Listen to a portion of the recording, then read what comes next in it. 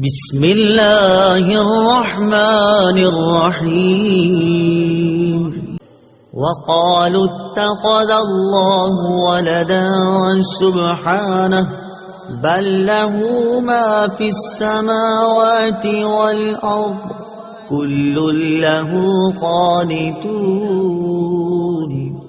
ترجمہ: اور مشرکوں نے کہا اللہ نے اپنے لیے اولاد بنا رکھی ہے، وہ پاک ذات ہے، بلکہ جو کچھ آسمانوں اور زمین میں ہے سب اسی کی ملکیت میں ہے، سب اس کے حضور گردن جھکائے ہوئے ہیں۔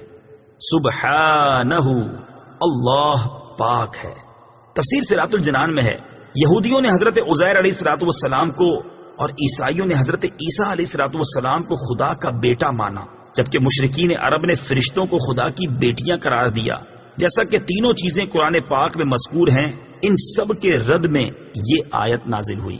لہو ما فی السماوات، اسی کا ہے جو آسمانوں میں ہے۔ تفسیر صراط الجنان میں ہے کسی کی اولاد اس کی ملکیت نہیں ہو سکتی، اور جب آسمانوں اور زمین کی ہر چیز اللہ تعالیٰ کی ملکیت ہے تو اس کی اولاد کیسے ہو سکتی ہے؟ نیز اولاد حقیقت میں ماں باپ کا جز ہوتی ہے، اور آدمی اپنے جز کا مالک نہیں ہوتا۔